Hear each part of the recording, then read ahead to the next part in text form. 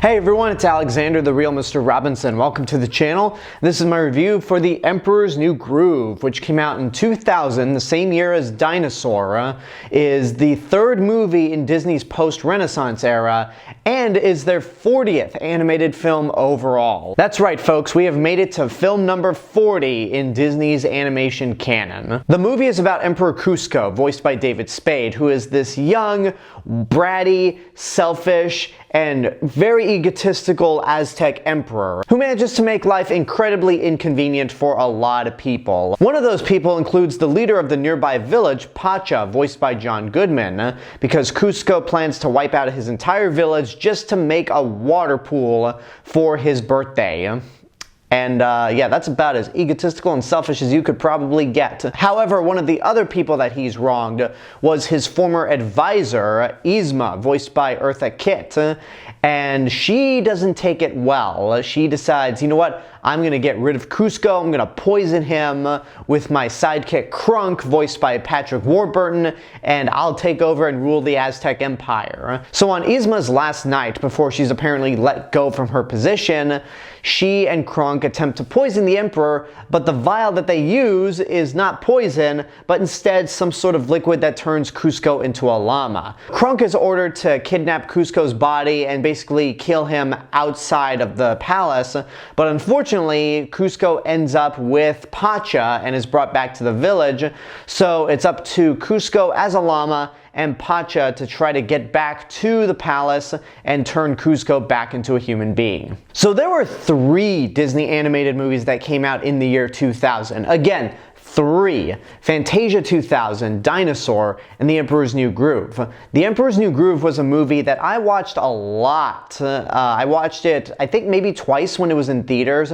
but I watched it a lot on DVD. But since then, I never really had that much of an urge to go back and rewatch it. Not because the overall reputation of the movie has diminished, because a lot of people really love this movie. I was just worried that this was going to be another Hercules situation where I rewatch it as an adult and go, yeah, I liked it as a kid, but as an adult, it's not very good. So I rewatched the movie, and the second it was done, I thought to myself, why isn't this a movie that I own? This is probably in my top 20 of Disney animated movies. Not that it's amazing or groundbreaking, but it is just so funny. This actually might be the funniest movie in Disney's animation canon. And that says a lot considering that I'm not the biggest fan of David Spade, especially when he winds up in Happy Madison productions where he just pretty much humiliates himself, especially the ones where he's co-starring with Adam Sandler. So I think in a sense this might be David Spade's best movie.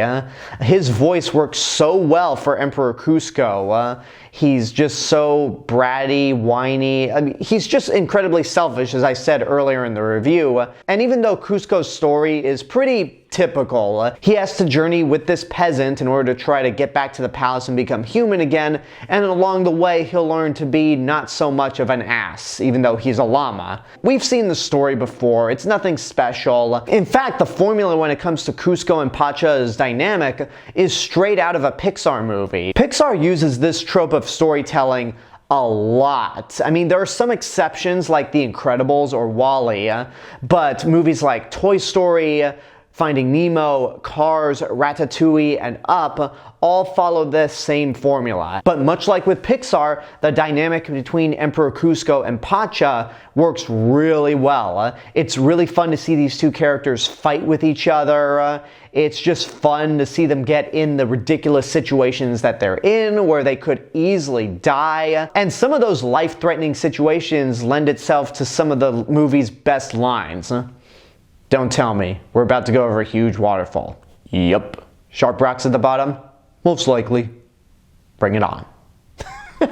This movie is so goddamn quotable. There are a lot of lines in this movie that I could instantly quote off the top of my head, and so many of them are meme-worthy. This movie is pretty much the Revenge of the Sith of Disney animation, where I'd say Revenge of the Sith has produced more Star Wars memes than any other film in the franchise.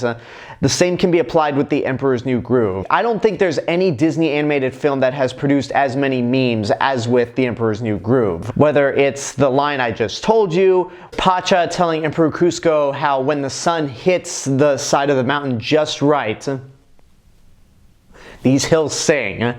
I think Pacha does it a lot better. And then of course you have everything that comes out of Krunk's mouth. I'll get to him a little later. But back to Emperor Kuzco and Pacha. These two really work together, and John Goodman as Pacha is just so humble and so charismatic. I mean, he's John Goodman. He's always going to do an A+ job in whatever role he's in. And going back to that Pixar formula, it's funny that John Goodman would star in this movie, and then just a year later in 2001, he would go on to voice Sully in Monsters, Inc. But then we have our two villains, or I guess one villain and one misunderstood henchman. Yzma is voiced by Eartha Kitt, and when I was rewatching this movie for the review, I thought, okay, which Catwoman is voicing her again? Oh yeah, Eartha Kitt. And she might actually be one of the last great Disney villains. I repeat, one of the last, because there's so many factors that make Yzma such a memorable villain. Eartha Kitt's voice performance is one of them. She gives Yzma this slimy edge that just makes her gush with evil. And in a way, she shares a lot of similarities with Kuzco, where she's selfish, she's self-indulgent, and having her as Empress might not be the best intentions. As much as Kuzco does ruin things for a lot of people, firing Yzma is probably the smartest choice, because you can't really have a woman like this running around being Empress behind your back. Yzma is just a fun villain overall, and her design is very memorable. She's just very skinny, she's bony, and the best way that I can describe her design is, well, as the characters say in the movie, scary beyond all reason. And yeah, when you combine all that together, she really does become a memorable villain. And then we have Krunk, voiced by Patrick Warburton. There's a lot of memorable Disney sidekicks throughout the years, especially at the start of the Renaissance. And while everyone loves Krunk, I don't think he's a Disney sidekick that a lot of people are talking enough about, because he's just that funny. In fact, he might be the funniest character in this entire movie. For one, you have Patrick Warburton doing the voice, and even if you don't recognize that name, you've heard his voice in places like Soren, Family Guy, Archer. He's been doing a lot of voices, and Krunk is one of his other iconic roles. And it's so easy to look at Krunk as just being an idiot. And yeah, he's really not all there, but I feel like he's not all there in a different sense, where, yeah, he's the villain's henchman, but he's not really dedicated to being a villain. When he's told to get rid of Kuzco's body, he initially drowns him into a river and goes, "Mission accomplished." Another meme right there for you.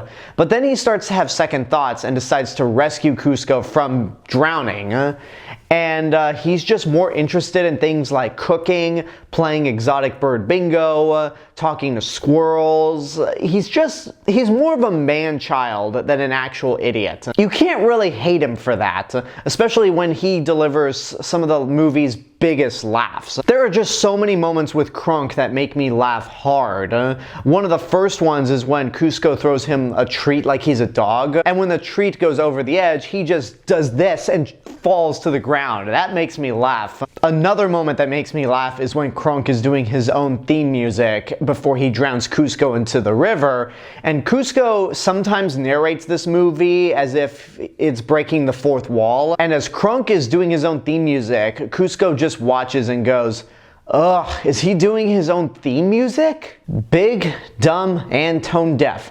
I am so glad I was unconscious for all this. And yeah, there's a bit of fourth wall humor at this movie. Not a whole lot, but one of the other big laughs that I get is when Kuzco and Pacha are racing Yzma and Krunk back to the palace, and you have a map that shows how far each character is going. There's a part where Yzma and Krunk have to fly across a ravine, but then they fall into it after being struck by lightning.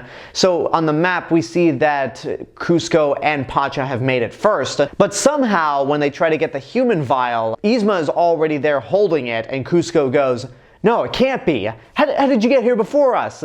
And Yzma just goes, how did we, Krunk? And Krunk just goes, well, you got me. By all accounts, it doesn't make sense. I just love how silly this movie can get, and because it's so dedicated to its humor, it never fails to make me laugh. There are a few points in the beginning where Kuzco's kind of obnoxious, but that's the point of the character. He's supposed to be obnoxious, and then later on he grows and becomes a lot more humble. I don't have much else to say about The Emperor's New Groove. The only reason I'm not going to give it my highest rating, get off your ass and go see it right now, is because, much like with Tarzan, this movie didn't wow me. But then again, the movie I don't think really intended to wow a lot of people. It's very much what it is. It is a straightforward buddy comedy, and I think it succeeds on that level. Enough for me to say worth seeing in your lifetime. The comedy is spot on, the characters are a lot of fun, your villains are fantastic, and the animation is still as good as ever. This is one movie that if you haven't seen it, or if you don't really have that many memories of watching it, I'd say watch it, because it's probably the funniest movie that Disney has made, and I doubt anybody would come out of it going, that was stupid. And there you go, that's my review for The Emperor's New Groove. Now, like I said earlier, this is the 40th movie in Disney's animation canon, and if I keep doing these reviews every Wednesday until we get to the end of the year, I will be done before we even get to 2022. Oh yeah, it's all coming together. Now, next week we're going to be talking about another Disney movie that I remember seeing in the theaters, and one that I call The Black Cauldron 2.0. Atlantis: The Lost Empire. Now, before you prematurely get into the comments and start cussing me out for calling this Black Cauldron 2.0, that statement doesn't mean what you think it means. So just hang tight for next week's review so I can tell you why I think this is Black Cauldron 2.0. But first, I want to know what you guys think about The Emperor's New Groove. If you've seen it, what did you think? Whatever the case may be, let me know in the comments below. And until next time, this is the real Mr. Robinson telling you there is only one. Hello everyone, I just want to say thank you all for watching my review for The Emperor's New Groove. Make sure you like the video, subscribe to the channel, and hit the bell button to get notifications. Don't forget to follow me on Facebook, Twitter, Instagram, go check out my Twitch channel, and support me on Patreon. I'll see you guys in the next video, but until then, have a good day and take care of yourselves.